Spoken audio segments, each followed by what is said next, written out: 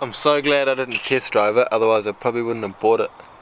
Today might be the day that I finally purchase a car to base my project 9sOrNothing on, and that's a project where I'm going to take some sort of Subaru into the 9-second quarter-mile bracket. As you can see, the weather is absolutely crap. It's raining. I'm going to get wet when I have a look at this thing. So I found this potential car on TradeMe. Not many cars that I had a look at yet or seen online have even made me bothered to look at it. So this car's piqued my interest. It's something a little bit special and a little bit different to the normal.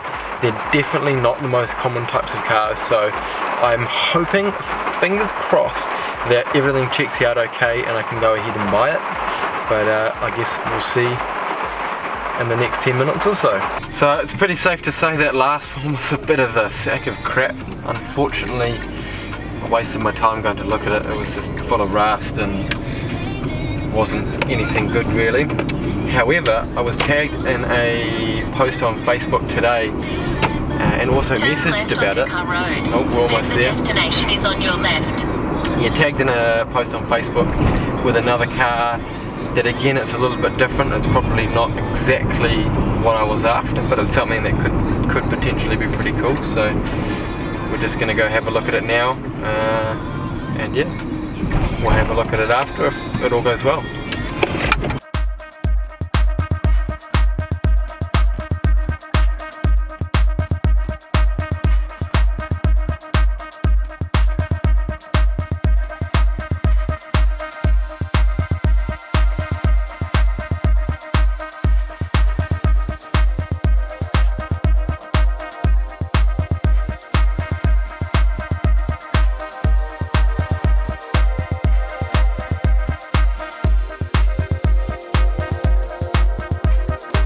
I'm so glad I didn't test drive it, otherwise I probably wouldn't have bought it.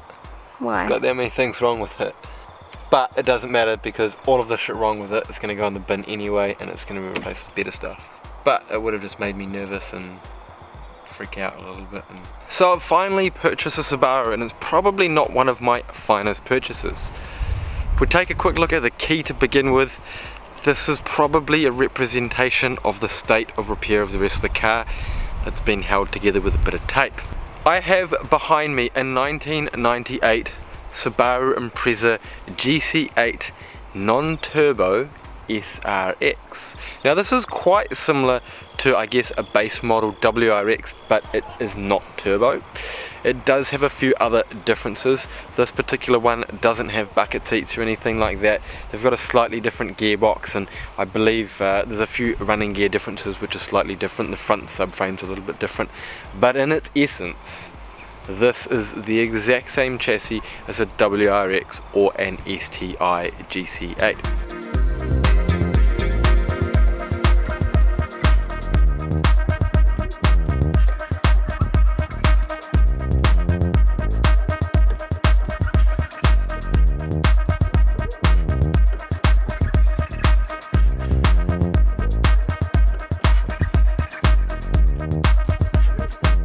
I've been looking for a WRX or an STI with a blown motor, and the idea behind that was I could basically get something similar to this, pull the engine and the gearbox and the diff and all that kind of associated running gear out and swap in the stuff that I have. The brilliant thing about Subarus is they're pretty much like Lego. You can unbolt and bolt on all sorts of different stuffs. From the outside it looks pretty much identical to a WRX, except it doesn't have the bonnet scoop or the vents on the side of the bonnet. This is actually a look that I really don't mind too much. It's a little bit cleaner, and it also is going to give me that sleeper effect. So you're not going to expect something like this that rolls up next to you. I'm going to put factory wheels back on it as well.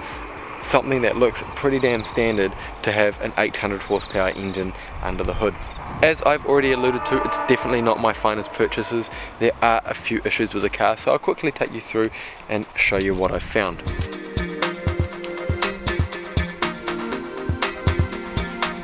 You can see that it's had something scraped along the right hand side of it. The bumper should definitely be able to be repaired. This guard here has got this really weird cut in it. So I'll probably replace that and this corner light as well, which has got a few scratches on it. If you look closely at the bonnet, it's got a whole lot of stone chips. These aren't too much of a major, and I'm not going to be really pedantic with every last little detail in this build, but I do want something that's acceptably tidy at least. My goal with this project is to cut a 9-second quarter-mile pass. For that, I'll probably need some slicks to help me along. These, however, weren't the sort of slicks that I had in mind. Generally, looking around the outside of the car, there are a few imperfections and things that would be a little bit nice to tidy up, but aren't too much of a major, just a few scratches and bits and pieces like that. The aerial here looks like it's been held in with a bit of masking tape. The wheels that are on there are these 17-inch Advantes. They're not something that I really care too much for. I'll probably look at trying to swap them for a more standard or a 16-inch type of rim. The most important thing that this car does have on it is this big bad big boy big bore. It looks like at some stage in the past it has had a fake STI sticker on the boot. I'm glad that someone pulled that off because it's pretty lame badging an SRX as an STI. This is probably the worst area of damage on the car. It's had a pretty significant impact on the boot, which has actually cut right through the boot lid. I'll probably just end up throwing a whole new boot lid on it and getting this little area on the body panel beaded out. The right hand side of the car is reasonably straight. There's a few tiny dings but nothing particularly major.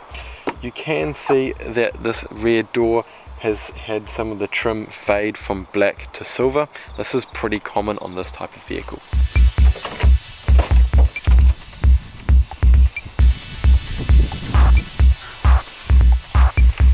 Doesn't have an alarm just yet, and because it's going to be a bit of a street weapon, I'm definitely going to get something like that sorted.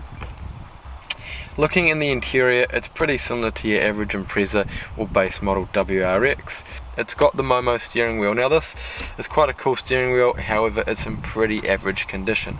I used to actually have one of these steering wheels with delivery Ks on it. It was pretty much brand new. However, I never thought that I'd own another GC chassis vehicle, so I threw it in the bin. If you are familiar with this type of car, you'll know there's normally a little compartment lid here.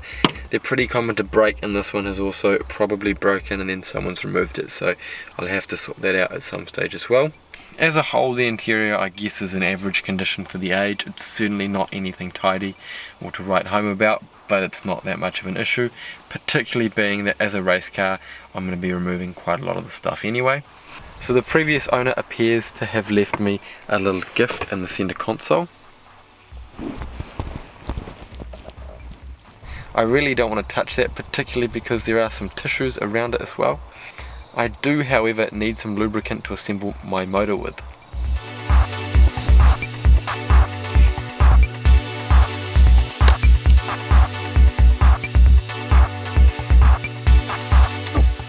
The car obviously came with a free pocket knife. Someone's run some stereo cabling through the car. I love that.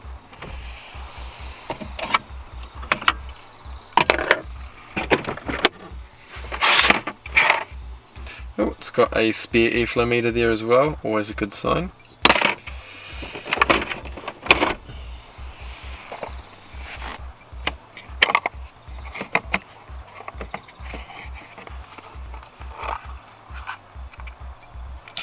Whoever owned this car prior to me must have been a romantic, because he's got a nice little ring box there. I've just seen there are these cool Sparko foot thingies, which I don't really care about either. And this wiring here looks like evidence that there's probably been an alarm installed at some stage, so there's definitely going to be a mess underneath there when I get involved.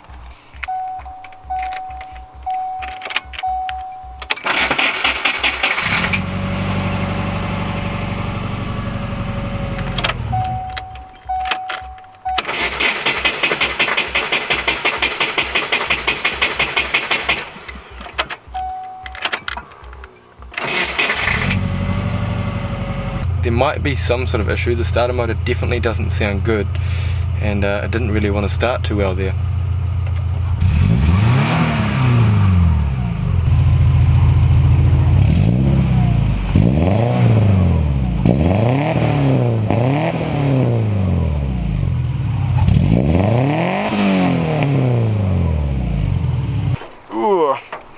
First thing I've noticed there is that the bonnet is heaps heavier than what a normal WRX bonnet is. It's probably made of something much heavier. I've had a quick look over this engine and it's a little bit different to your WRX or STI engine of the same generation, and it's actually more advanced. It's kind of surprising.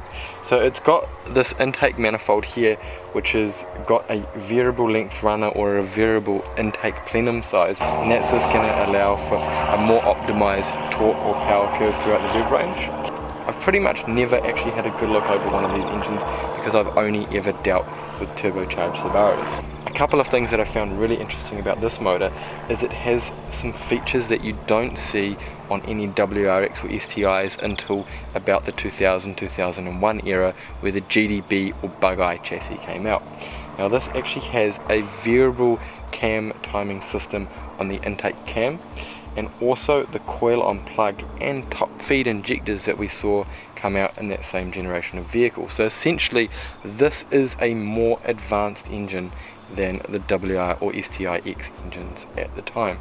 One thing I did notice when I checked over this car is there was a massive oil slick on the underside of it, so there's probably some pretty significant oil leaks, but basically none of the stuff here is particularly relevant to me because it's all going in the bin. This, I've got no idea what this is. I've seen on so many GC chassis cars on the brake proportioning valve there is a yellow rubber band. I've got no idea what it is, so if you have any idea, please let me know. As a whole, this car is definitely not what I wanted, but it will become the exact car that I want. It's the right chassis. With a little bit of work, I'll be able to tidy it up. Once all of this non-turbo running gear is ripped out of it and I've put my running gear into it, it's going to be an absolute weapon.